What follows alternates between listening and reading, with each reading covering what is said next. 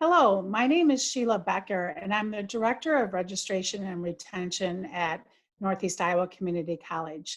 I want to welcome you to this webinar series specifically on military educational benefits.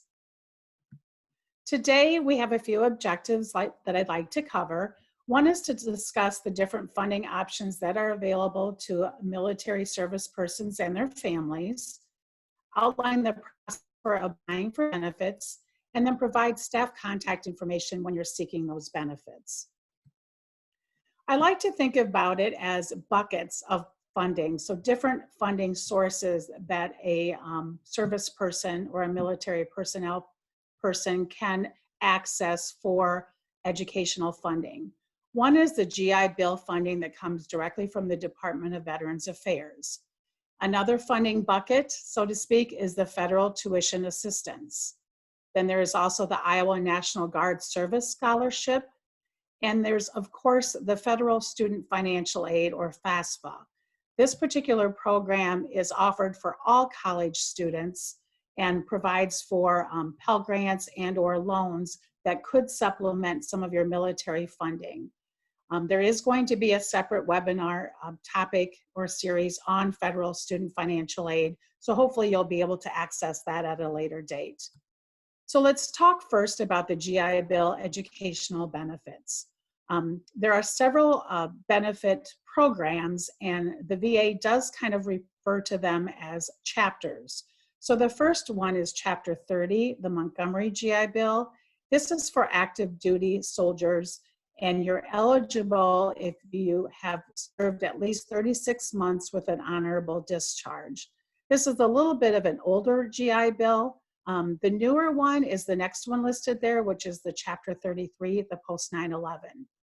The post 9/11 is for soldiers that have served on active duty for at least 90 days after September 10th of 2001.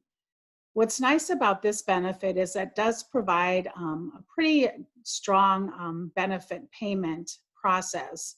It can pay tuition and fees directly to NICC, and then there's also a monthly housing allowance and a book stipend that's paid directly to the student. For the post 9/11 program, rates can be prorated based on whether you served for 3 or more years, which is 100% payment, versus if you've served less than 3 years, then they do a proration of the benefit. So you can still get benefits if it's less than 3 years, but obviously 3 years or more gets you the highest benefit amount. Then we also have the vocational rehabilitation program. That's the Chapter 31, who basically is assisting veterans with service-connected disabilities. And in this program, soldiers are assigned to a case manager who will help them determine what is most appropriate for their program. And this particular program also, in addition to paying for tuition and fees, will help soldiers with supplies such as tools or if a computer is needed in coursework.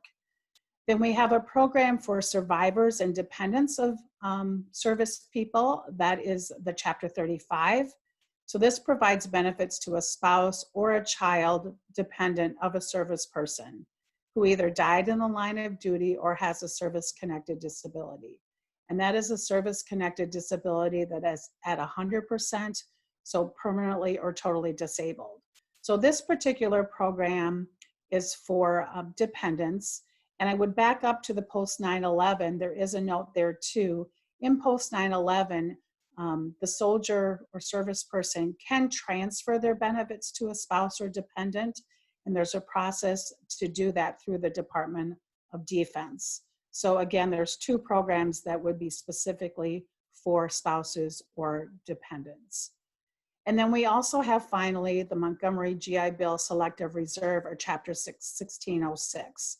This is for like National Guard, for example, who have committed to a 6-year obligation, have done their initial active duty training, and are still participating actively in drill duty, weekends or, several months during the year.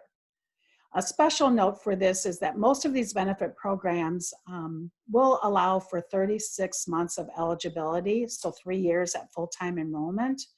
If a student does not pursue education full-time, so if you're only going half-time or three-quarter time, that benefit can then stretch out a little bit longer because it is going to be the equivalent of full-time 36 months. I've provided here a web link to learn more about veterans' educational benefits. So at a later date, you can always access this PowerPoint to go back to look at eligibility requirements specifically for each of the programs that I just went over. And also it would provide details on the benefits and payments that you receive. Some of the payment information I did go over a little bit previously for the Chapter 33, the post 9/11. The other programs usually allow for a monthly stipend that comes to each student. And the VA website would give you those payment rate tables that are provided for each of the different benefits. And typically those payments are reevaluated every October and do go up a little bit in the amounts that are provided to the students that are pursuing benefits. Next, I want to cover a little bit on how to apply for benefits.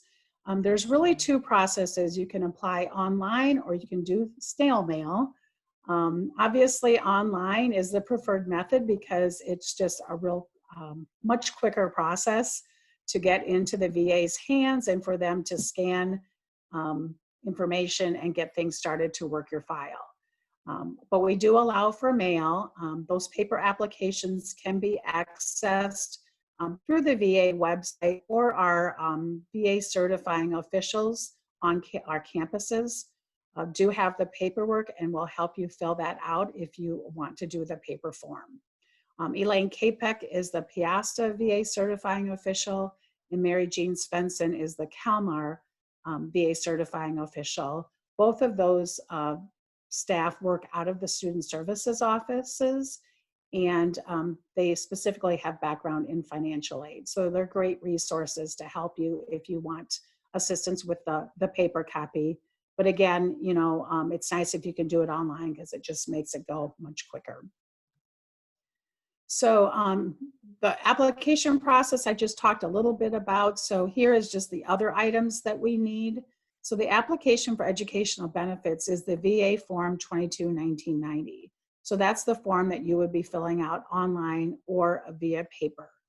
Then we also have a separate student worksheet, which is an NICC, a local form that we have you fill out to just get some basic information from you. And then we need a copy of your DD-214, which is your discharge paperwork, or your Notice of Basic Eligibility, which is called a NOBE. Once you've applied for benefits through the VA, you will eventually get a copy of your certificate of eligibility. So basically that's an approval letter that says you've been granted educational benefit funding. And when you get that letter, Mary Jean or Elaine will need a copy of that for your student file. We do keep copies of all of your VA information in a file on our campuses for 3 years. That's the limit of time that we're supposed to keep paperwork for VA purposes and for audits that they may perform in that amount of time. If you're a dependent, a spouse or a child, there is a different form that's filled out. It's the 225490. And in that particular case, we do need the parent or spouse's, the soldier's social security number and their branch of service information, because that is asked on that particular form. Oops, let me go back one. Army Federal Tuition Assistance is another type of funding program. This is commonly known as Fed TA. TA is for tuition assistance. So you may be hearing that from your unit commanders or your educational officers. It's for active duty service members. It will pay up to $250 per semester hour or per credit, and up to an annual amount of $4,500. You can apply for this benefit through the Go Army Ed website. So I've included that link here as well. They will require you to fill out information based on your student schedule, and will need a copy of your tuition and fees and a degree plan. So when you get ready to apply for Go Army Ed, if you are an active duty service person, you will have to have some supplemental documents to provide to them. And we can help you, assist you with this process, but there are directions and tutorials on the website as well. This is just a screenshot of that Go Army Ed website. When you go in, you can see that up in the top right corner, you can create or activate an account, and then there is a specific section here to the left for soldiers, and then goes through the process for applying. Next up, I'd like to talk a little bit about the Iowa National Guard Service Scholarship. This is formally known as NICC, so it's a National Guard Educational Assistance Program in the past. They have since changed their name, so it's considered more of a service scholarship. This is a state-funded tuition assistance program, where the one previously with the Go Army Ed is a federal tuition assistance program. So this state program can be used in conjunction with other federal student aid programs. So you can get the GI Bill, you can get federal tuition assistance, you can even get the regular college student financial aid funding through the FAFSA, in addition to this National Guard Service Scholarship. It is administered by the Iowa College Aid Commission, and so each year they determine what the rate of payments will be. Lately, last several years, they are paying for 100% of tuition and fees at community colleges. So there is a guidelines and application process that is outlined fairly clearly on the Iowa National Guard website. So again, that link is provided here for you. They do have a deadline for applying for this National Guard scholarship. It's July 1 for fall enrollment and December 1 for spring enrollment. So just be cognizant of those dates when you are seeking that National Guard Service Scholarship. Additional information can be accessed at our NICC web address. So we have a /veterans webpage that you can access additional information about these chapters. That VA website here through NICC also shows you how you can access your joint services transcript. It talks about the, it talks about the application process to the college, as well as reviews the application process that I just went over a few minutes ago. And then also here I've provided my email address, as well as Elaine and Mary Jean's email address, should you have additional questions. So this will end my presentation today.